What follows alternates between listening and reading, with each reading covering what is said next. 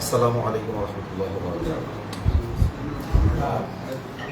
এখন বিষয়টা যে পর্যায়ে আসছে, বিষয়টা আর আপনাদের শুধু পারিবারিক বিষয় না, বরং জাতীয় বিষয়। জাতীয় না, বলো আন্তর্জাতিক বিষয়। কি বিষয়? মুসলিম উম্মার বিষয়, মুসলিম উম্মার ইন্টারন্যাশনাল বিষয়। ওনাকে কিন্তু বর্ডার পার করতে চাইছি আমরা, একেবারে পঞ্চগড়ের শেষ প্রান্তে তেঁতুলিয়া বর্ডার। আল্লাহ তাআলা সাহায্য তৌফিকে সেখান থেকে উদ্ধার করে আনা হয়েছে। সবাই কি বুঝতেছেন? তাহলে ওনাকে নিয়ে ষড়যন্ত্রটা কত বড় ছিল। আমি কালকে এখান থেকে যাওয়ার সময় ওনাকে নিয়ে গবেষণা করেছি। এরকম রত্ন যে আপনাদের গাজীপুরের মাটিতে, আপনাদের তো এখানে মনে হয় বাড়িতে আসে গোলা, আলহামদুলিল্লাহ গোলার অনেক কালেম, আমাদের বিক্রমপুরের বেশিরভাগ ইমামই গোলা, ঠিক আছে। এবং গোলার মানুষের মনও ভোলা। মন ভোলা মানে এনারা নিজেদের স্বার্থের চাইতে দিনের দিকেই বেশি, হ্যাঁ খোলামেলা, মানে একেবারে সাদাসিধা, সরল সহজ। ওনার মধ্যে যেমন মুমিন সুলভ সরলতা আছে, আল মুমিনু কিবরুন কারীম, ঠিক তেমনি ভাবে মুমিন সুলভ বিচক্ষণতা আল্লাহ তাআলা আমাকে দিয়েছেন। উনি ওনার দূরদর্শিতায় ইসকনের সম্পর্কে যে বক্তব্যগুলো দিয়েছেন, যে কবিতাগুলো আবৃত্তি করেছেন, ওনার বয়সী আমি চ্যালেঞ্জ করলাম আরেকজন এনে দেখান অল ওভার দ্য কান্ট্রি। ওনার বয়স 60-এর বেশি। জি জি জি, চাচার একটু দেখান, এটা ওনার ভাই। আপনার নাম কি? নুরুল্লাহ ইসমাইল। আপনার কত বছরের ছোট? আপনার হচ্ছে 5 বছরের বড়। আপনি তো মাশাআল্লাহ এখনো স্ট্রং। আপনার বয়স কত? 5 বছরের ছোট। তাহলে এখন 60 পূর্ণ হয়নি, 58 কিছু হবে ভাই। এদিকে খেয়াল করেন। তো খুব গুরুত্বপূর্ণ কথা হচ্ছে, কথা বলতে ওনার কথা হচ্ছে, উনি এখন আন্তর্জাতিক ব্যক্তিত্ব এবং সমস্যাটাও কি আন্তর্জাতিক। ইসকনকে আমরা মনে করি ভারতীয় সংগঠন, না, ইসকন হলো ইসরায়েলের সংগঠন। এই ইসকনের প্রতিষ্ঠাতা থেকে নিয়ে শুরু করে যারা আছে, কিছু ভারতের লোক আছে, কিছু ইসরায়েলের লোক আছে। এই থিঙ্ক ট্যাঙ্ক হলো কি ইসরায়েল। বিশ্বের যতগুলো মুসলিম নিধনের সফল প্রজেক্ট আছে বাস্তবায়ন করায় খ্রিস্টান দিয়ে বা হিন্দু দিয়ে, কিন্তু থিঙ্ক ট্যাঙ্ক কি ইসরায়েল। আল্লাহ বলেছেন আল্লাহ তাজিদান্না আশাদ্দান-নাসি আদাওয়াতান লিল্লাযিনা আমানু আল ইয়াহুদ ওয়াল্লাযিনা আশরাকু। মুমিনদের বিরুদ্ধে সবচেয়ে বেশি শত্রুতা করবে ইহুদিরা এবং কারা? মুশরিকরা। সেই ষড়যন্ত্র এখনো অব্যাহত আছে ওনার বিরুদ্ধে। জিডি করতে এসে চানপরণে হয়রানি শিকার হতে হয়েছে। ওনার ছেলে যখন দুপুরবেলা এসেছে এই থানায়, তো বলা হয়েছে যে মাগরিবের পরে আসেন। বলা হচ্ছে যে আমার আব্বাকে এতদিন ধরে হুমকি ধমকি দেওয়া হচ্ছে, আমার আব্বা কখনো এইভাবেই করে না। তারপর মাগরিবের পরে আসতে বলা হয়েছে। মাগরিবের পরে আসা হয়েছে, তখন সেখানে প্রহসন, ইসকনের নাম নেওয়া যাবে না, এতে নাকি কি হবে, সাম্প্রদায়িক সম্প্রীতি বিনষ্ট হবে। আমি স্পষ্ট বলতে চাই, আমরা কি বলি যে আইএস এর বিরুদ্ধে কথা বললে সাম্প্রদায়িক সম্প্রীতি বিনষ্ট হবে বলি? কারণ আইএস একটি উগ্রবাদী সংগঠন, আন্তর্জাতিকভাবে, বাংলাদেশে নাই। হাসিনা নিজেও বলছে বাংলাদেশে কোনো আইএস নাই, এই সরকার বলে নাই। আবার যখন গ্রেফতার করতে যায় কাউকে, কালিমার পতাকা উড়াইছে 3 যুবক। কোথায়? ওই উখিয়াতে 3জন যুবক কালিমার পতাকা উড়াইছে, কালো পতাকা থেকে আইএস বানাই দিছে। পরে আমি যশোর থেকে ঢাকায় আসছি, ঢাকা থেকে চট্টগ্রাম গেছি, চট্টগ্রাম থেকে আপনার উখিয়ে গেছি। এরপরে যাই তদন্ত করছি, দেখলাম যে কি যাত্রাবাড়ির এক মাদ্রাসার এক ছেলে, ও পেটের দায়ে পতাকা বেচে। পতাকা ছাপাইতে 30-40 টাকা খরচ হয়, ও 100-150-200 টাকা যার কাছে যা বেচা পারে, ও পেটের দায়ে পতাকা বেচে। ওইখানকার যুবকরা অনলাইনে পাইছে, কিনছে। ওরা জায়গায় জায়গায় কি পতাকা, মানে ভালো লাগা থেকে কালিমার পতাকা, কোনো একদিন এদেশের আকাশে কালিমার পতাকা উড়বে, এই গজল শুনে শুনে আমরা বড় হয়েছি। তো এখন কালিমার পতাকা অ্যাভেলেবল, উড়াইতে মন চাইছে উড়াইছে। কি বানাই দিছে? আইএস বানাই দিছে। পরবর্তীতে তদন্ত করে আমি প্রমাণ করছি কোনো ধরনের সম্পৃক্ত নেই। তোমরা সম্পৃক্ততা দেখাও, ন্যূনতম সম্পৃক্ত দেখাও। পরে তারা ভুল স্বীকার করছে, ভুল স্বীকার করে জাতির কাছে অপমান করে ফেলেছে। হ্যাঁ, ভুল স্বীকার করে তারা নিজেরা ওই এসপি অফিস থেকে রিলিজ পেপার দিয়ে তারপর তাদেরকে ওখান থেকে মুক্ত করে আনি আমরা। আর নাইলে ওদের লাইফ শেষ হয়ে যেত, ওদের লাইফ শেষ হয়ে যেত। কারণ এই সময় তো আর হাসিনা না যে মিথ্যা মামলা, মানে কবে হাসিনার মামলা হয়নি তো, 24 পরবর্তী হয়েছে, তার মানে এটা সঠিক। এই জন্য যেখানেই এরকম ঘটনা ঘটবে আমাদের যেতে হবে। যাই হোক, বলার উদ্দেশ্য কি, এগুলো সব আন্তর্জাতিক চক্রান্ত, মানে মুসলমানরা যেন মাথা উঁচু করে নাই দাঁড়ায়। ওই যে আরকানের মুসলমানদেরকে নত করে রাখতে রাখতে রাখতে শেষ পর্যন্ত কি করছে, আমরা যতই হইলো ওদের সাথে মিষ্টি কথা বলি, ইন্ডিয়ার যে এলাকাগুলোর মুসলমান, আমি তো ইন্ডিয়া 3.5 বছর ছিলাম, যে এলাকার মুসলমানদের লাইসেন্স করা অস্ত্র আছে আর যারা একটা লাইসেন্স করে রাখে আর 5টা লাইসেন্স হারা রাখে, ওইটার সুতায় ওইটার উচিলায় সেসব এলাকায় হিন্দুরা আক্রমণ করার জন্য ঢোকে না। যেসব এলাকায় ওই যে ফুল দেয়, ধর্ম যার যার উৎসব সভা, রোজা আর পূজা এক হয়, ওই সব এলাকার এই বাটামটা হিন্দুদের বাটামও বেশি খায় ওরা। ওরা এমনও মুসলিম পরিবার আছে, আলেমের পরিবার পুরো ওই হিন্দুত্ববাদীদের কাছে নিজের মেয়ে ভাড়া দেয় শুধু নিচের সব কিছু ঠিক রাখার জন্য। এই ইন্ডিয়ার কথা বলতেছি আমি, এগুলো কোনো গাল গল্প বলছি না।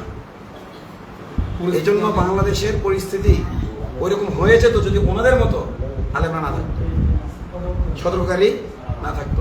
তো আমি আশ্চর্য হয়েছি যে ওনার এই বয়সে এত প্রবীণ অবস্থা, এত বিচক্ষণতার সাথে এই আন্তর্জাতিক ফিতনাগুলো সম্পর্কে সতর্কতা। এই জন্য ওনার শত্রু যেহেতু আন্তর্জাতিক, আমাদের আন্তর্জাতিক মাথা নিয়ে চিন্তা করতে হবে। শুধু আপনাদের এক পরিবার নিয়ে আপনারা পরামর্শ করে সব করেন তাইলে কিন্তু জাতি ক্ষতিগ্রস্ত হবে। এখন আপনারা এটা চান কিনা যে আলেম ওলামা সবাই মিলেই আমরা এটার তদারকি করবো, নাকি আপনারা করবেন? যেটা আপনাদের ইচ্ছা বলেন। আমি বলতেছি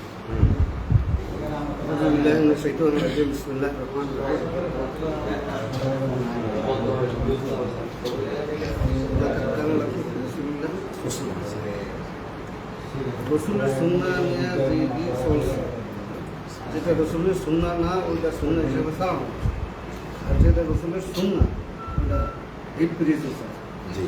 এক দুই আল্লাহর ভাষা, আল্লাহ বলতেছেন আল্লাহ তারা কাবুল না কান তুমি তাবা এক অবস্থায় রাখি, মক্কি জিন্দিগি আর মাদানী এক নয়।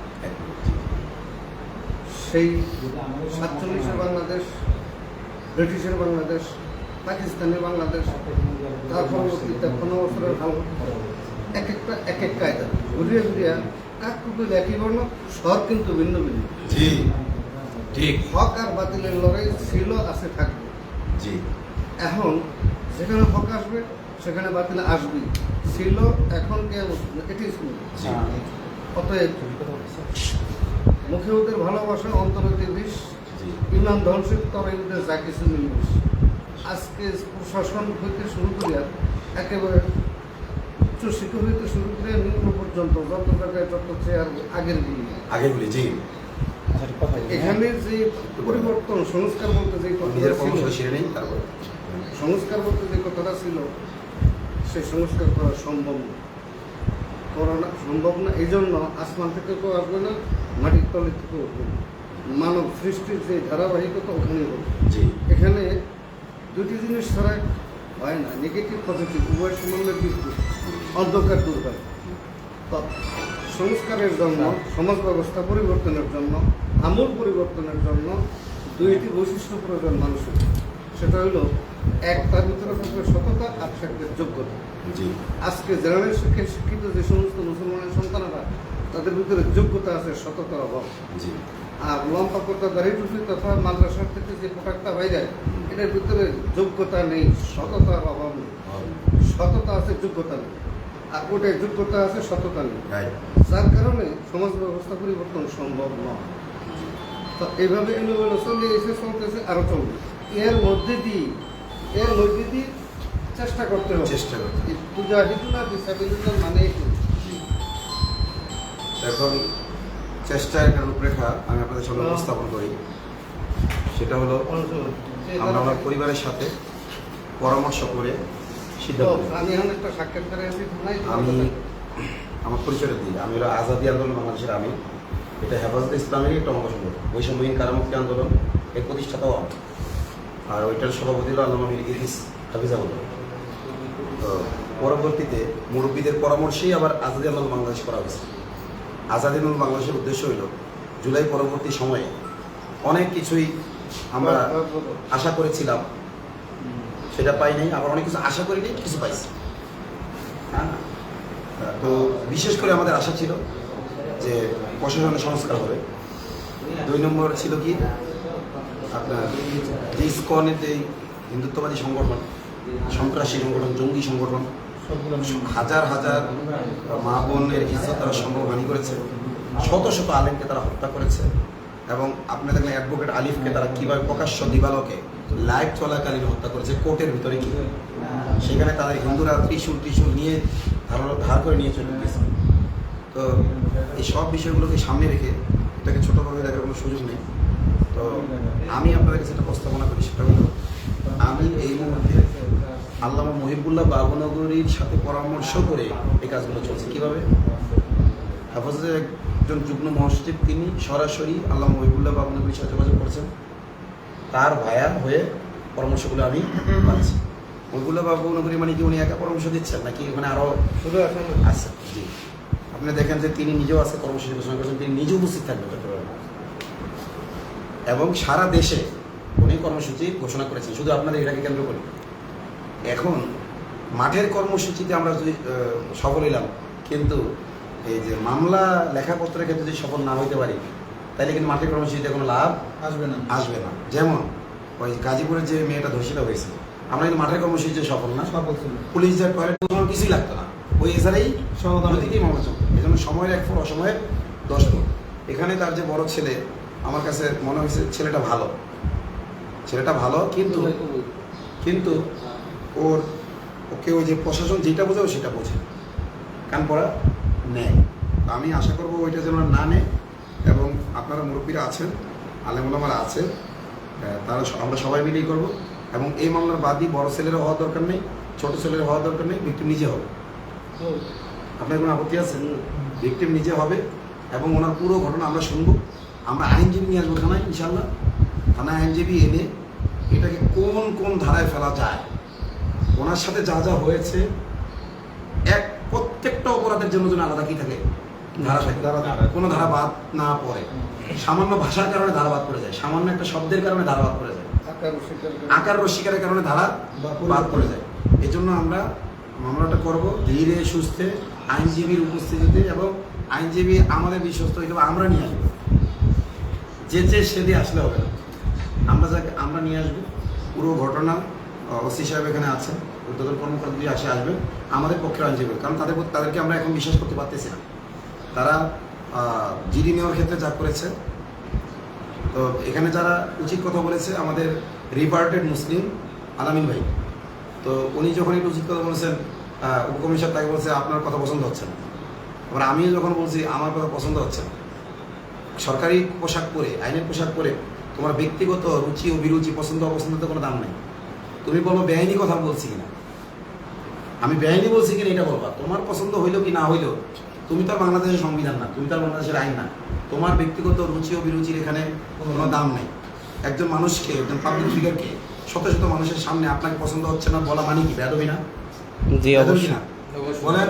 অবশ্যই বেয়াদবি। ওই কমিশনারের নামে মানহানি মামলা করবো এই থানায় সে আমাকে অপমান করেছে, বেয়াদবি করেছে, অনুযায়ী তো থানা চলবে না।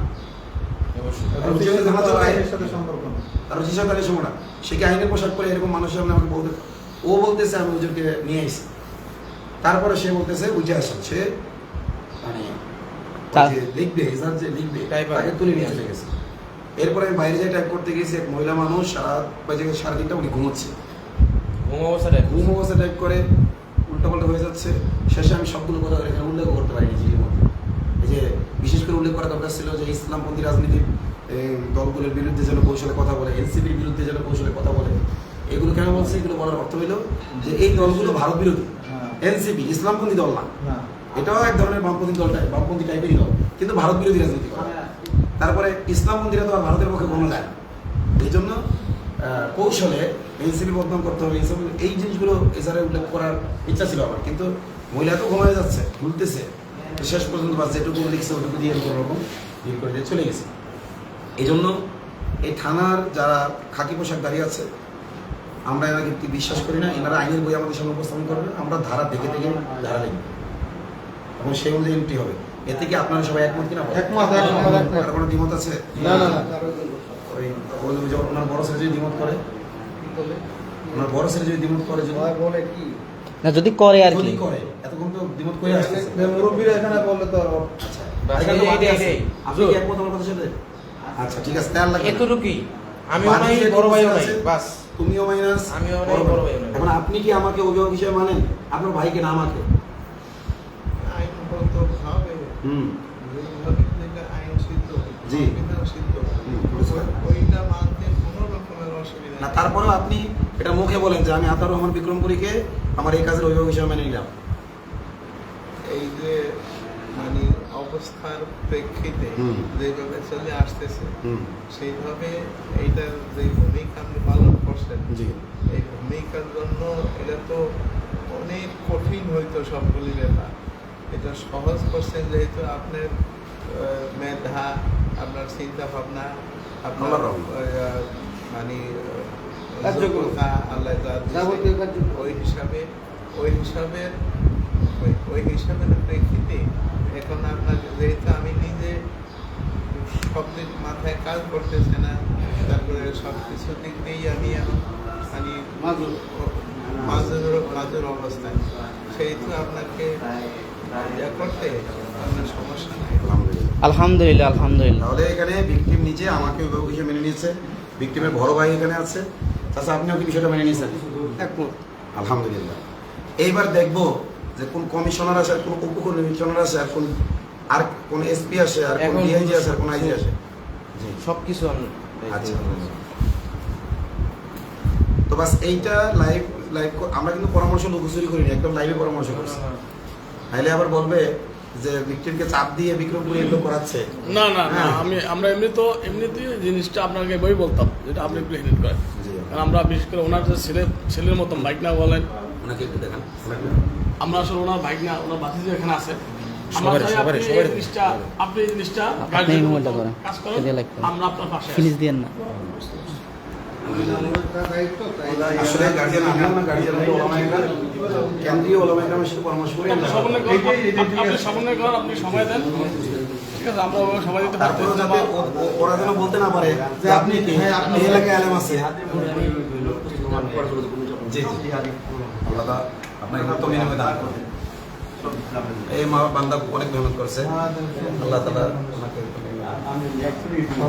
বিনিময় দান করুন।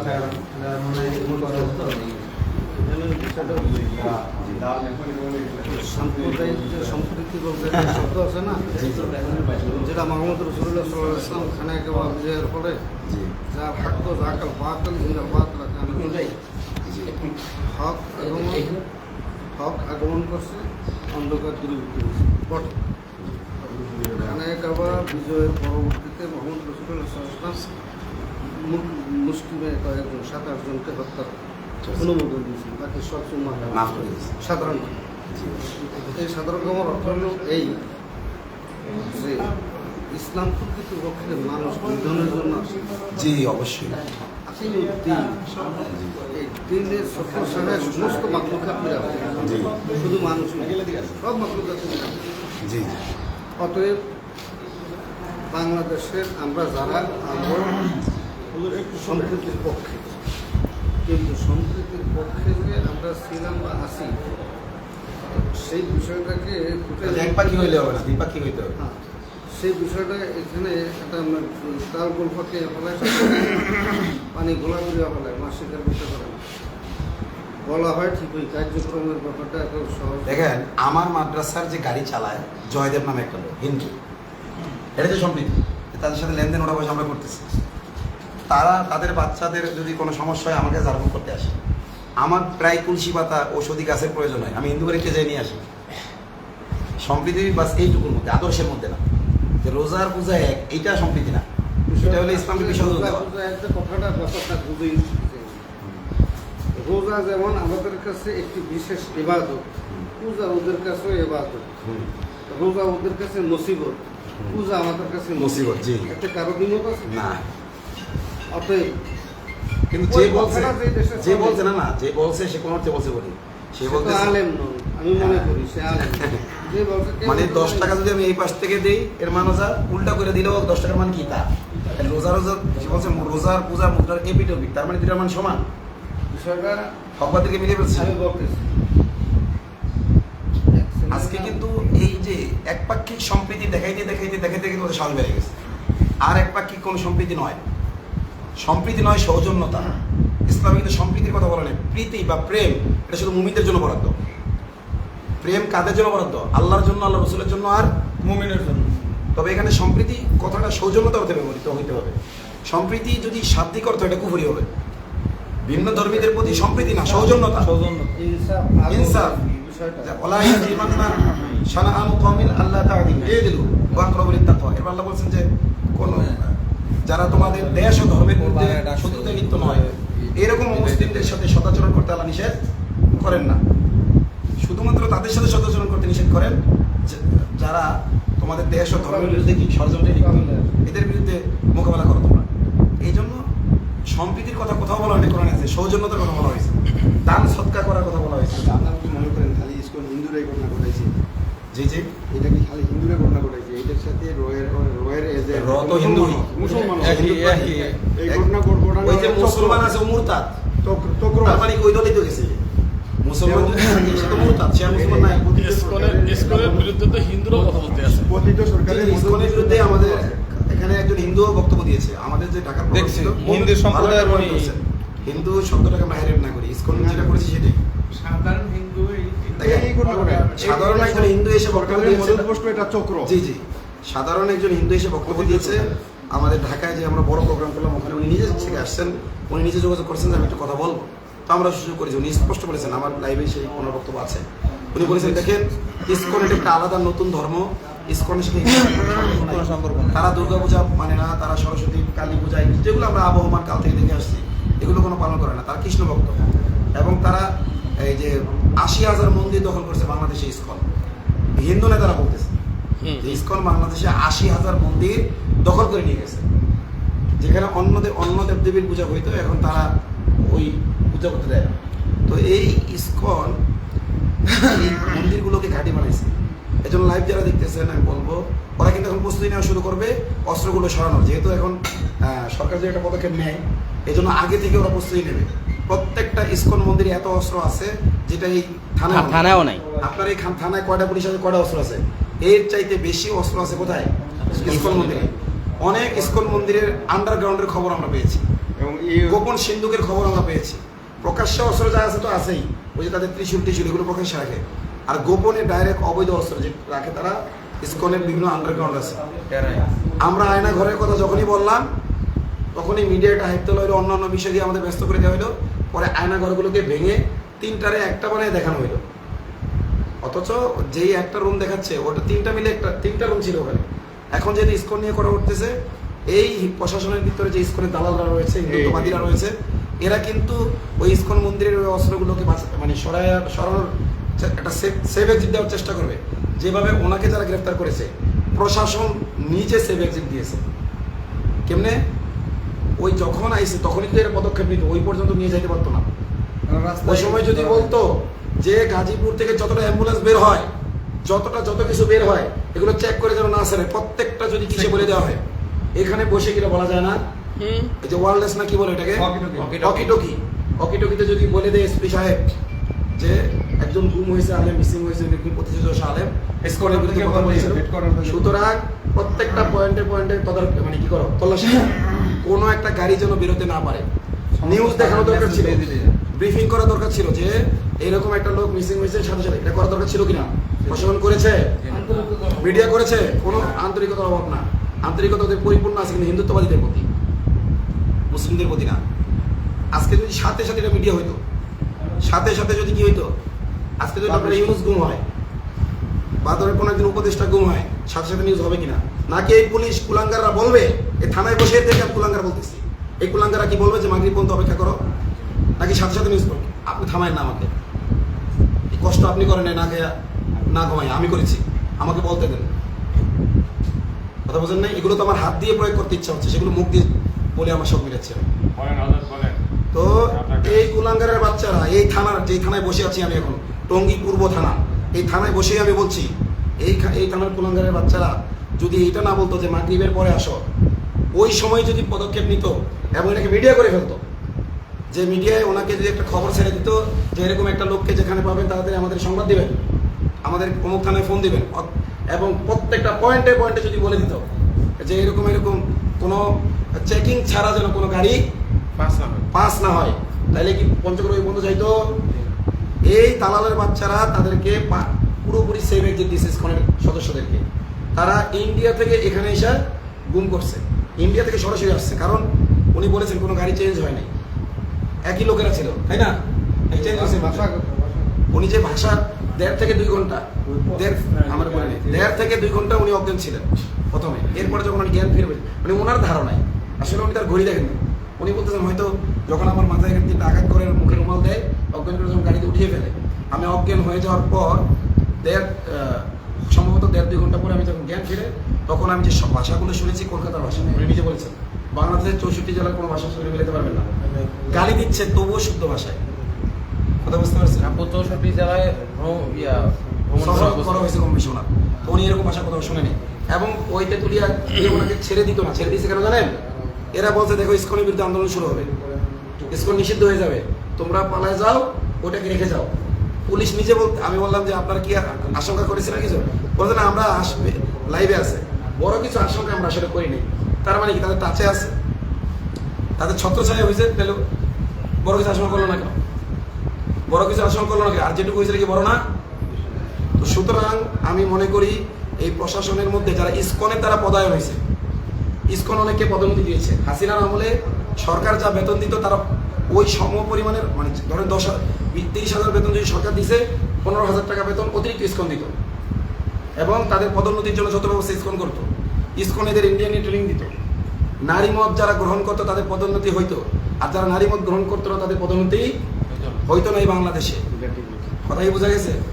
আচ্ছা, মানে আপনি ঠিক যেহেতু বলছেন, আপনার কাছে তথ্য আছে, কিছু বলেন না এই বিষয়ে, আপনি আগেও শুনছেন, তাই না? হ্যাঁ, আমি ভাবতেছি ইসকন বলতে আমরা যাকে বলি, এটা হলো কথিত সরকারের মদতপুষ্ট একটা জি জি গ্যাং, জি এবং এরা ওই মুহূর্তে তাদের অ্যাক্টিভিটিস বন্ধ হয়ে যায়, জি। এখনও চালু আছে এখন জি জি এবং ওই হুজুরের নিচে জি। এবং এটা উনি একমাত্র নয়, না। বরং নির্বাচনের আগ পর্যন্ত অনেক রাজনৈতিক নেতা নেত্রী শোনেন, তাদেরকে এইরকম গুম করা হবে। বেশিরভাগ গুণগুলো সরাসরি ইসকনের সদস্যরা করতো, সরাসরি, কিন্তু প্রশাসনের পোশাক পরে। আজকে আমি একটা ভিডিও শেয়ার দিছি, এই যে যখন 24 পরবর্তী সময়ে ওই যে ইন্ডিয়ান পোশাকধারী এই যে সৈনিকরা কিভাবে যে এয়ারপোর্টটা পালাচ্ছে, আজকে নতুন করে আবার আমি শেয়ার দিছি। না, এই জন্য ওরা তো হিন্দি কথা বলতেছে। জি জি হিন্দি কথা বলতেছি। আস্তে আস্তে আস্তে আস্তে জি জি জি। এরপরে যে ক্যান্টনমেন্টে যে আমার কিছু বলাবার আটকাইলো ক্যান্টনমেন্টে, আমি ওই সময়টা নিয়ে লাইভ করছি, আমি চিলে কানছি লাইভে যে তাড়াতাড়ি আপনারা ওখানে যান, প্রশাসন যান, ওরা আছে ওখানে, কিন্তু এই ওয়াকার সবগুলোকে সেভ এক্সিট দিয়ে দিয়েছে। তো আমরা যেহেতু নেমে পড়েছি, আমরা ইনশাল্লাহ 3টা দাবি, এটা তো মামলার প্রক্রিয়া চলবে, কিন্তু আমাদের দাবি 3টা: প্রশাসনে সংস্কার, ইসকন নিষিদ্ধ, এবং এই প্রশাসন এবং ইসকন মিলে যে সকল হকপন্থী আলেমের বিরুদ্ধে মিথ্যা মামলা দায়ের করেছে, এইগুলোকে একটা ঘোষণার মাধ্যমে বাতিল ঘোষণা করতে হবে। এটার সাথে আপনারা একমত? সবাই একমত। তো এই জন্য আমরা ধীরে সুস্থে ঠান্ডা মাথায় মামলাটা করব, এদের কথাই না, ঠিক আছে? যখন মামলা করবো আমরা আইনজীবী সহ আপনি আসবো। এখন আমার মনে হয় ওনার পরিবারের লোকজন কান্নাকাটি করতেছি, আমরা বাসায় যাই, আমরা বাসায় গিয়ে ওনার পরিবারের লোকের সাথে মোলাকাত করুক, আমি আইনজীবীদের সাথে পরামর্শ করি, উনি একটু সুস্থ হোক, আইনজীবী সহ ওনাকে সহ। মিডিয়া বাহিরের অনেক অনেক media। আচ্ছা, আচ্ছা। 7-8 জন তারা কাকি বলছে তাই বলছে সবাই আসো, আমার 24 থেকে জি জি মিডিয়া কি কি মিডিয়া দেখে আসো, এটা ছবি দিন, ওরা আসতে চাইছিল। না এটা দেখে আসো। আমি আব্দুল্লাহরে বাড়াইছি, বলছি যে তুমি বলো যে আমরা এটা না, মিডিয়া যদি আসে এখানে আসতে হবে, বাইরে উনি তো দায় কষ্ট হবে কথা বলতে, এখানে আসবে। শুধু মিডিয়া হয়তো অন্য কোনো মানুষ আসবে না, এভাবে প্রশাসন। না, শুধু মিডিয়ার লোকই আছে, ওদের ক্যামেরাম্যান আর হলো রিপোর্টার। আর শোনেন, মিডিয়ায় বক্তব্য দেবেন তখন যেন তার সাথে ভিডিও থাকে, ওরা কিন্তু কাটছাট করে প্রচার করবে। আমাদের লাইভ চলবে, মিডিয়াও চলবে। না, ওদের আগের কথা যেগুলো তৌহিদ হত্যাকাণ্ডে যেটা হয়েছে, আমি বলি শোনেন, অনেক সুন্দর কথা। তৌহিদ হত্যাকাণ্ডে যেটা হয়েছে না, তারপর কাটছাট করতে পারে। তৌহিদ হত্যাকাণ্ড যখন ঘটলো, তৌহিদকে মারছিল সেনাবাহিনী 24 পরবর্তী সময়ে, তার 3টা মেয়ে হাফেজে কোরআন, 4টা মেয়ে, 3টাই হাফেজে কোরআন। চট্টগ্রাম লালখান মাদ্রাসার পাশে একটা মাদ্রাসা আছে, মহিলা মাদ্রাসা, আশা সিদ্দিকী। আশা সিদ্দিকী। আসে নাই, তবে ফোনের অপেক্ষা আছে। আচ্ছা আসে, বলো যে আসতে বলো, মিডিয়া আসতে বলো। এই আব্দুল্লাহরে কই যে আসতে বলছে। কি বল, প্লিজ আপনার কথা বলেন, কি বলছিলাম? তো এই যে 6টা মেয়ে আছে, তো হ্যাঁ, 3টা মেয়ে কোরআনের হাফেজ, তার মোট মেয়ে কয়টা? 4 সন্তানের বাবা তৌহিদ। ফ্যাসিবাদী আমলে অনেক দুর্নীতি করেছে, বিএনপি রাজনীতি করতো, কিন্তু বিএনপির আদর্শিকটা যেহেতু না, আদর্শিকভাবে সে একজন মুসলিম, বাংলাদেশে তো নামে রাজনীতি, কেউ আওয়ামী লীগ কেউ বিএনপি।